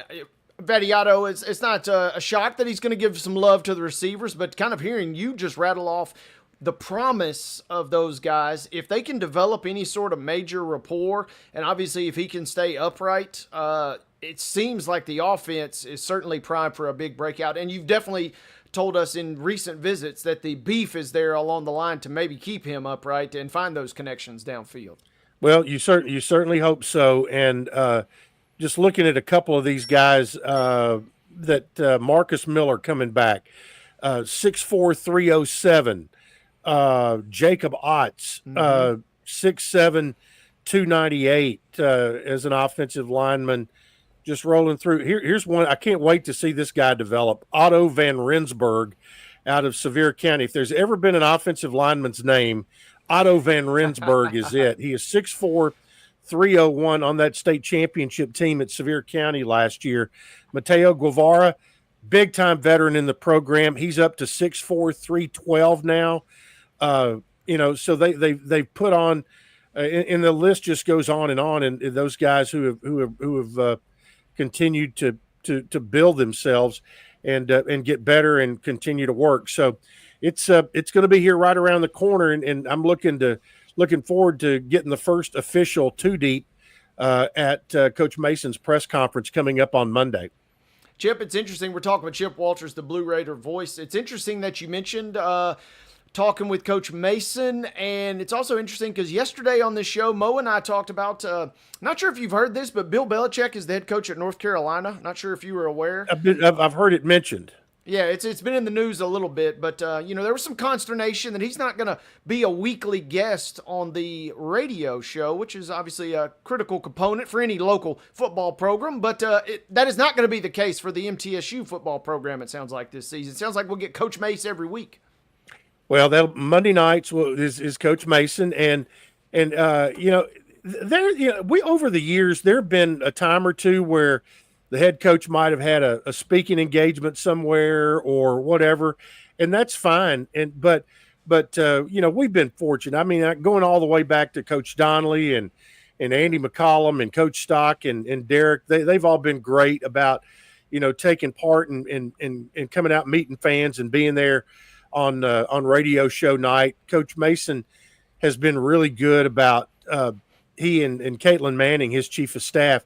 She and I kind of get our heads together after every game and okay, who do we want to have as a guest along with Coach, and we typically will have a player or two or an assistant coach. We went through a lot of the assistants last year since they were all kind of new, but not much change on the staff this year, only in the special teams area.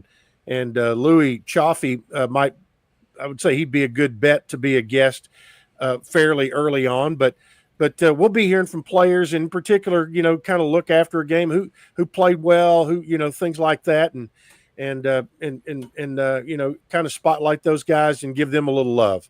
It's also fun, too. Not every coach's show is designed this way, but I do love the concept that you're having it at the Boulevard. There's that live component. You can watch it on YouTube or you can watch it, on True Blue TV, or on the MTSU app. But kind of being there in person is also a unique element that you guys bring to the table.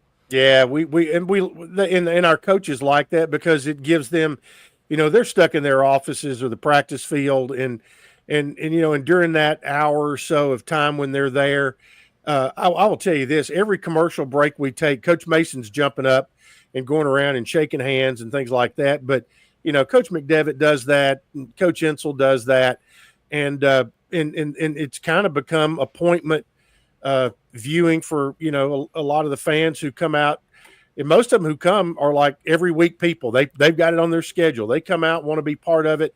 want to be supportive of the kids and things like that. So that will get underway next Monday night at 6:00 at the Boulevard, and wherever you get your Blue Raider Network broadcast, whether it's over the air or on a stream somewhere, we invite you to listen in. So, Chip, with that being said, that's next Monday. Almost 10 days from now, though, next Saturday, you guys do open it up. It's finally here. What's one thing that either you are most excited about or kind of want to learn a little bit more about this particular team heading into the season opener? I want to see this offensive line perform up to their size. Does that make sense? Mm-hmm. Or both lines in particular, both lines. I want to see Middle take advantage of the size they've brought in, and put that to good use, and go out in a game where you should outman your opponent. When you just look at, if you're a group of five as opposed to an FCS program, you should have the advantage personnel wise. Go out and flex your muscle and play like that. Couldn't have said it any better myself. I'm looking forward to. You mentioned both units too. I want to see some improvement. I want to see that size get flexed on both sides of the ball. I'm with you there. So looking forward to it. That'll be next Saturday. We will visit with Chip again though between now and then. You'll be able to give us a recap of what Coach May said on Monday night, and we look forward to catching up with you. Chip, you were early in the green room today, just like you were early to the horse show. During your story you told us at the start of the broadcast. So thank you as always for taking some time with us here this afternoon. Appreciate it. And normally I would not. I have a speaking engagement tonight. I've got to run to at Geodis Park of all places. So I'm heading out the door and heading up there right now. So be safe heading over, and send some pics of you pitch side there this evening. There we go. All right. Thank you very much. Chip Walters, the Blue Raider voice, breaking things down across the MTSU landscape here on Main Street Sports today. Calvin and I are going to take a quick time out. When we come back, we will dip into the grab bag. We'll have a little preps. We'll have a little college. We'll have a little pros. We'll talk all things football, but we'll go from the highest to the lowest and back again here as Main Street Sports today, presented by the Tennessee Orthopedic Alliance of Columbia, rolls right along.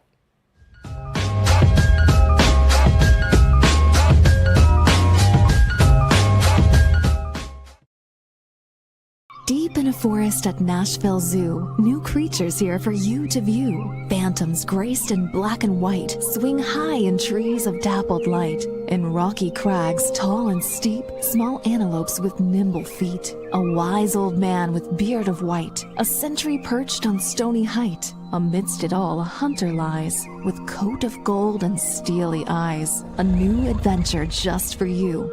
Leopard Forest at Nashville Zoo. Open now. They walk among us, but at 240 miles per hour, they become something more.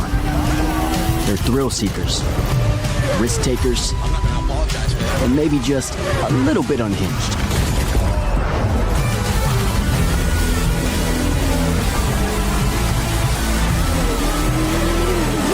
Buckle up. This new era of speed, this racing revolution, it's just getting started.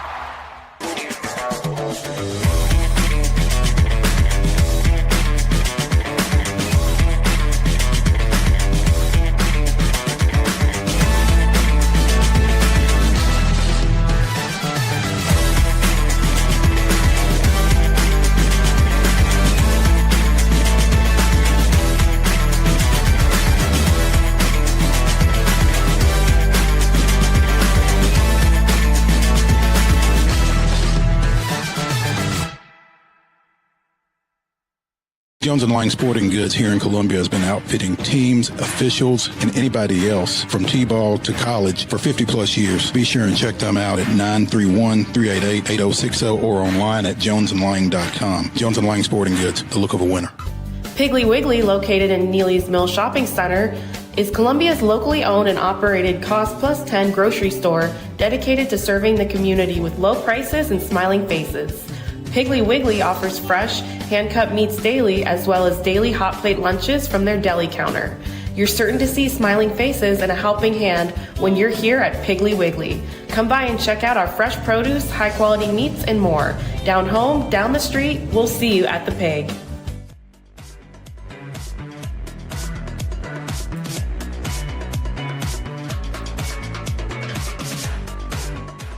Hour number 2 on Top 5 Tuesday of Main Street Sports Today, presented by the Tennessee Orthopedic Alliance of Columbia, rolling right along, alongside Calvin White. Wade Neely saying hello.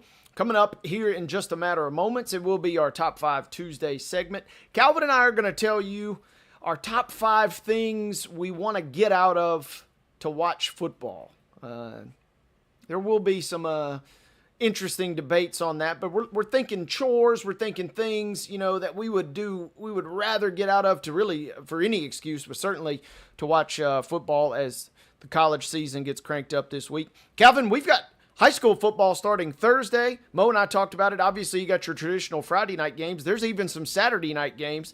I don't know if that's purely by design or whether it's been up to the schools to kind of schedule as such, but I kind of like the idea of starting kind of a big full slate, for lack of a better term, to get us cranked up. Thursday, Friday, and Saturday, TSSAA high school football is rolling. Yeah, it gives people a chance to get out multiple nights of the week and go see multiple teams if they choose so. Obviously, a lot of the fans at games are parents of the athletes, but you still have those people that, just like to get out and see a game every now and then. I don't have any Thursday games this week, but Northeast over here in Clarksville is up at Christian County up in Kentucky on Saturday. That's the lone Saturday game over in my coverage area. But as far as that, everybody else kicking off the season on your traditional Friday. Yeah, I'm looking at the Saturday schedule in addition to that one you mentioned. Man, there's more Saturday games. And I guess maybe, this might be a continuing trend going forward. But 3 or 4 games over in East Tennessee, Shelbyville and Tullahoma. We just had Chip Walters, who's obviously very familiar with Shelbyville over the years. They're going to play on Saturday. East Nashville and Collierville will play. A couple of other West Tennessee games. Those are all on Saturday. It's going to be interesting. And Calvin, with that being said, no Thursday night coverage for you, it sounds like. Yours truly and Casey Patrick, we're going to be broadcasting on Main Street Media Radio. Massive showdown here in the Mid-State as Beach will travel to Green Hill. Talk about a big, big game to get your season started coming up on Thursday night. Yeah, Green Hill went undefeated in last year's regular season, but unfortunately lost in the first round of the playoffs to Blackman. Beach has been one of the Mid-State's premier teams for a long time, even back when they won the state championship, in the early 2010s, I believe 2013 or 14. Beach was winning state championships when Jalen Hurd was there. And Green Hill has kind of turned into one of the premier teams in the Mid-State as well. Ever since their inception in 2020, all they've done is improve and get better ever since they opened up and started that program. But Green Hill, looking for another really good regular season, trying to look for some of that playoff success that Beach has had recently. While we're still talking preps, Calvin, give us an update. What's got your eye? Where will you be Friday night, or kind of what are some big storylines in your coverage area you're most excited about Friday? I will be at White House Heritage and Greenbrier on Friday. That's probably the biggest matchup out in Robertson County on Friday, but I'll definitely have my eye on Clarksville and Blackman. Clarksville and Isaac Shelby kind of set out this year to beef up that regular season schedule. They've gone 10-0 the last 2 regular seasons, but they've lost in the first round of the playoffs both years.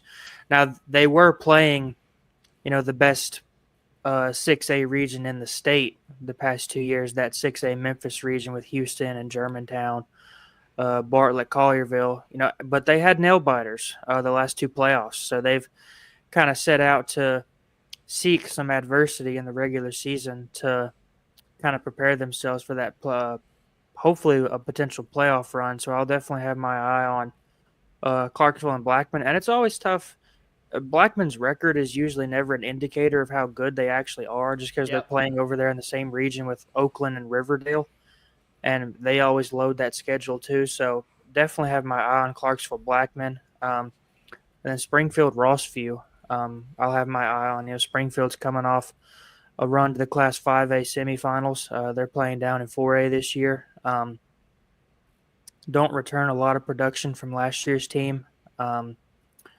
Rossview has a new head coach, Stratty Young. He was their defensive coordinator last year. They also graduated a lot of production from last year, but they've got about 30 seniors on the roster. So it'll be interesting to see how Clarksville and Blackman look, and then how Rossview looks against Springfield Friday night. Other one I want to ask you about while we got you and tapping into your wealth of knowledge here.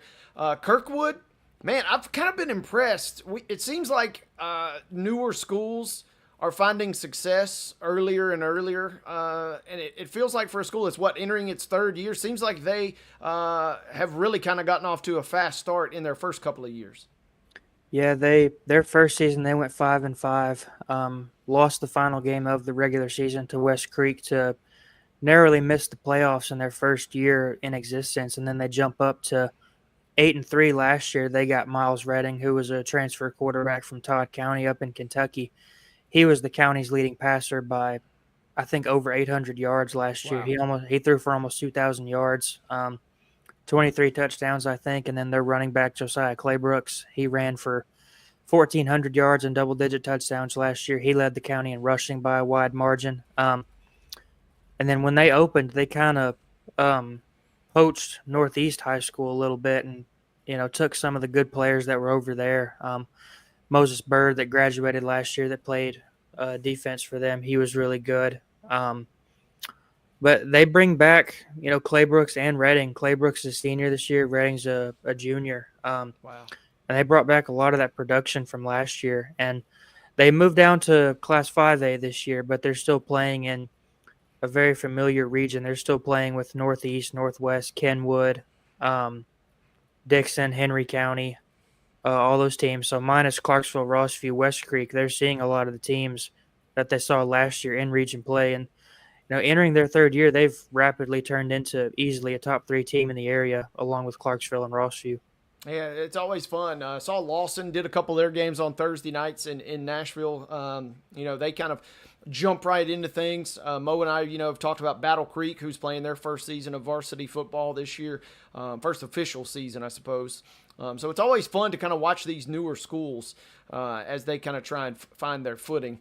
Looking forward to a good week here. You can catch all of our coverage at mainstreetpreps.com and also all of our local Main Street media properties. So make sure high school football, we have got you covered, again, from Thursday night all the way through Saturday night as the opening week continues.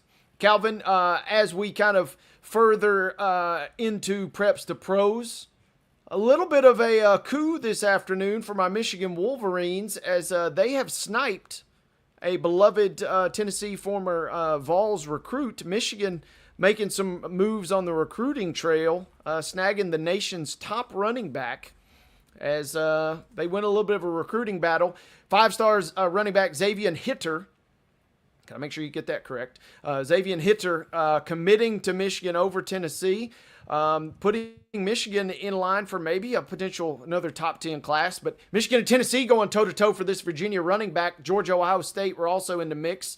A little bit of a coup there for the Wolverines, and the Vols kind of go back to their recruiting trail now. Yeah, David and I talked about this when we had Joe Rexroad on, I believe, last week to talk Big Ten football. We kind of talked about if Joe Rexroad thought that Michigan was national championship good again this year. He said he didn't think so, at least not this year. But, getting those big-time recruits has been part of Michigan's arsenal and their reputation for a long time. Obviously, it's big when you can flip somebody from a place like a Tennessee that has really upped its recruiting the last couple of years, has had some really good seasons, made the college football playoff last year. So it's big when a program like Michigan, who we never thought about could be rebuilding, but, when programs that are rebuilding can snag players like that, it's a big step in the right direction.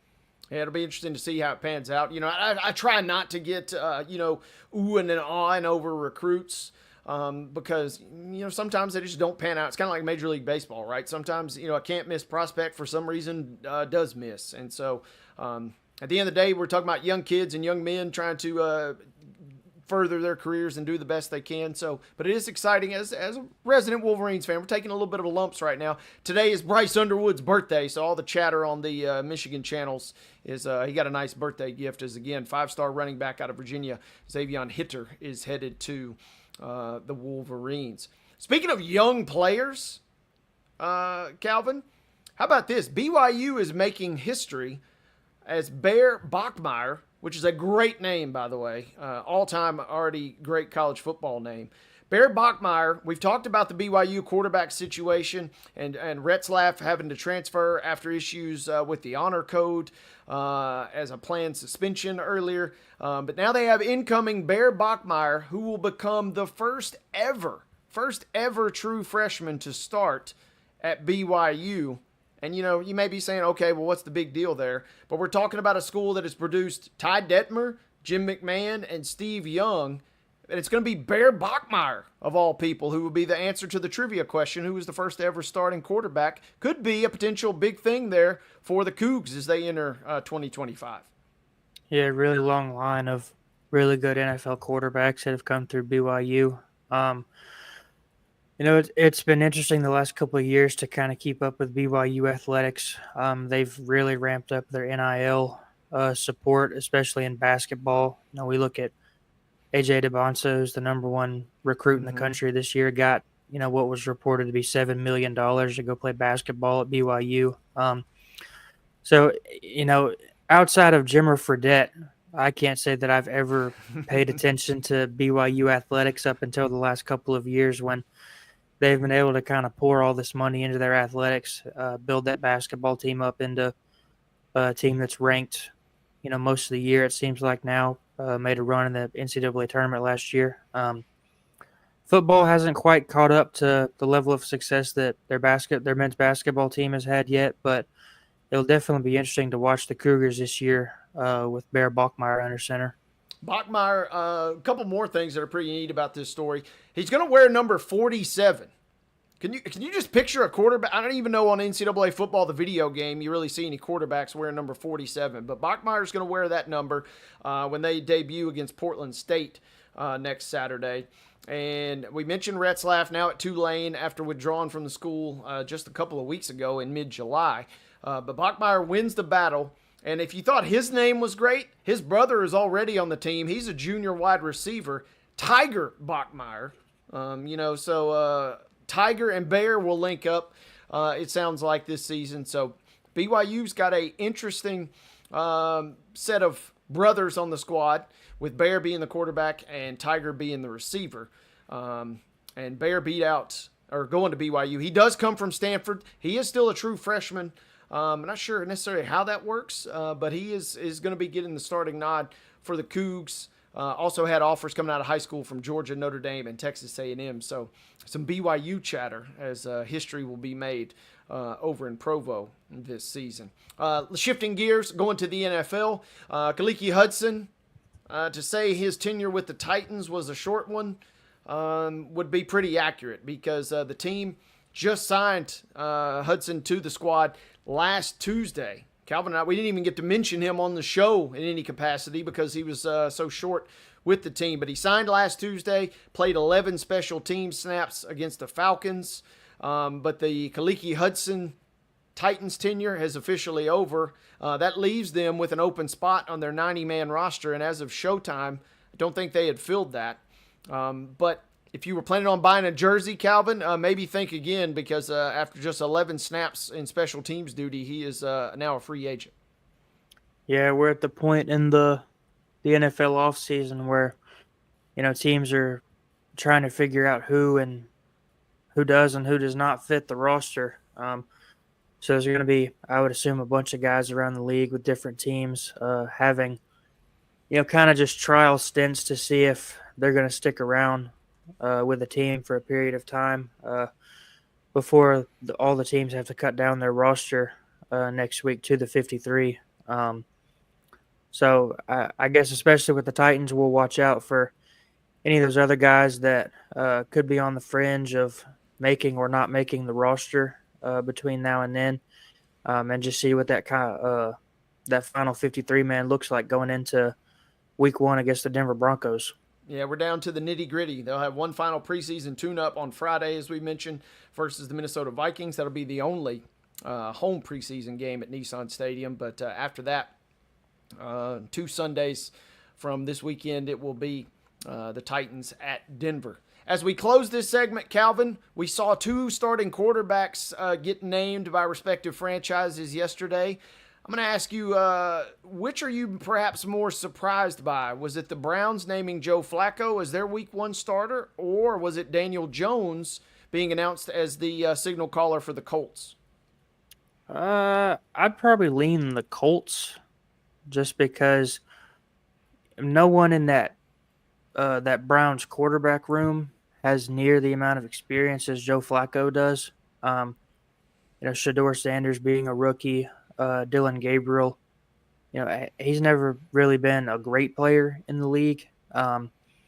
Even in at the age he is now, Joe Flacco has shown that he can still play. But kind of on the flip side of that, I also thought that the Colts were probably done with the Anthony Richardson experiment, and they're just going to kind of see what Daniel Jones can do for them now.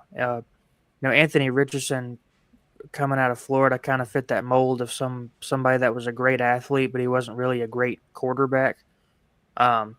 He's a great athlete. He can run and jump all over the place, but he's not going to dice you up through the air. But Daniel Jones has never really been a guy that's tore up the league either. So, the Colts have been looking for consistent quarterback play ever since Andrew Luck retired. So we will definitely keep an eye on both of those situations going into the start of the year. Yeah, I'm with you. If you ask me which I'm more surprised by, I'm probably a little more surprised by the Colts situation. I do agree with what you said about Flacco. Just feels like he's certainly got the most experience in that room by a wide margin, and therefore the most success by a wide margin. So that feels a little bit more of a shock out of Indy. But again, Daniel Jones is named your starting quarterback. The question now will become, for both of those situations, how long of a leash do both of those guys have? So with that being said, we will keep our eyes peeled on the quarterback situations for both the Browns and the Colts. Still maybe some question marks about the Saints with Shaw and Rattler and the whole other cast of characters down there in New Orleans. But starting quarterback assignments kind of handed out yesterday for a couple of franchises, and we wanted to pass those updates along. I've been given the green light by our producer, Mark Rogers, that we are clear for takeoff to skip our final break here on Main Street Sports Today, where we're presented by the Tennessee Orthopedic Alliance of Columbia, by the way. So with that being said, Calvin, let's roll right into Top 5 Tuesday. And it's week 0, but we get college football back this weekend, and I started scratching my head. And I'm going to whisper this a little bit, but there are a few responsibilities that I kind of got going on this weekend that I'm trying to already think of excuses to maybe get out of to watch college football. And so that made me think of our topic here. What are your 5 events that you would perhaps most like to wiggle out of, if you were able to be able to post up on the couch and watch college football? It'll be our Top 5 Tuesday segment. And Calvin, I will turn the floor over to you for our first pick here this afternoon. I'm going to start off with, it's not something that we can necessarily avoid a lot of times, or we would like to. I would just say work. I don't think anybody wants to have to get up and, answer emails and things like that on a Saturday or Sunday when they can be watching football. Try to get all that stuff done as early as you can, so we're not, checking the phone or the laptop, answering emails and things like that, doing some work things when we can be watching football. That's a great pick. And, hopefully our owner, Dave Gould, is not listening to you say that. But I think everybody agrees. If you do got to work on Saturday, hopefully it's at least kind of like we're afforded a little bit of a luxury. We can kind of dink and dunk and kind of get things done while we're still watching some of the game. But that is a great pick there. My number one, Man, it takes a lot of love for me to get hyped for a wedding on a Saturday in college football season. If I'm showing up at your wedding, just know that you are one of my absolute nearest and dearest friends, or you're one of my most, closest family members. Because a Saturday wedding in college football season, that's a tough deal, and I'd love to be able to get out of that one if at all possible. Yeah, and that kind of segues right into my next pick. That was going to be my next pick. Most of the time, since it is during warmer weather, it's outside, and especially if you live in the part of the country where we live or the part of the world, it's blazing hot until the middle of November, December, a lot of times. So if we're out there, especially when that's not a shorts function, that's a pants function. If we're out there, a lot of times, we love you dearly. I love it. A number 2 pick for you.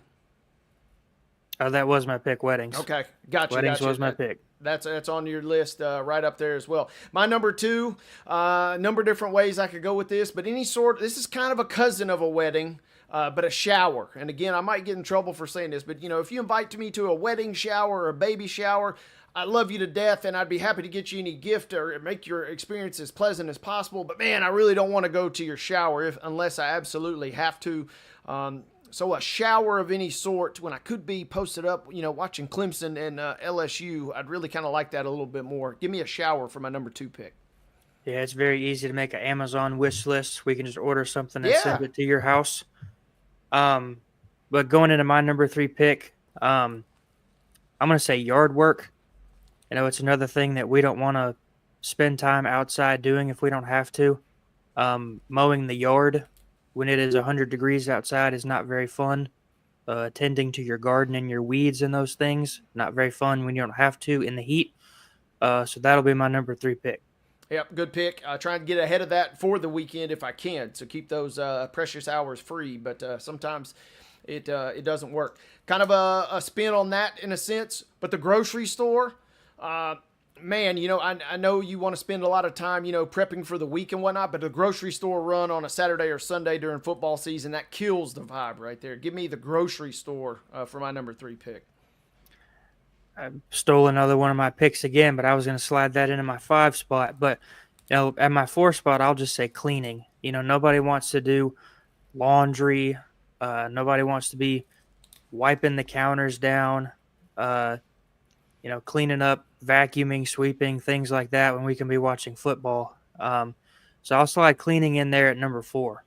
Good pick there. My number 4 is going to be a family function, whether it's a family reunion or a family get-together. Unless I can be guaranteed a spot on a couch at said function, I'm kind of out on that. So give me family gatherings on number 4, but I still love you, fam. Yeah. We still love you. And then you slid it in earlier, but I'm going to slide grocery store in at my number 5.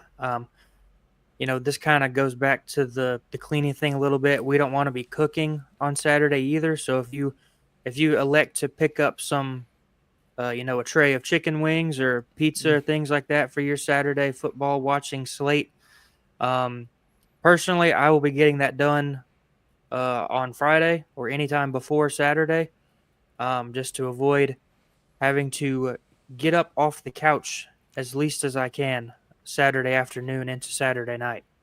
Yep, I'm with you there. My last pick, this is a little bit of a niche pick, a little specific, and I personally have not been involved in this, but my good friend Matt and avid show watcher Matt Murdoch knows what I'm talking about. A multi-level marketing scheme meeting. Don't you dare think about inviting me to a multi-level marketing scheme meeting. Really, at any time, but especially on a Saturday or Sunday. Those are precious moments. So don't be inviting me to your MLM gatherings over the weekend. That's Top 5 Tuesday, folks. We do it each and every single Tuesday, bringing you a topic of sports variety as Calvin and I debate. Calvin, it's been a good Tuesday show. Thank you for sitting in the saddle. Thanks to Scott Rabelais. Thanks to Chip Walters and our producer, Mark Rogers. It'll be Calvin and David Wilson tomorrow for Wild and Wacky Wednesday on Main Street Sports Today. We'll see you next time here on MSST.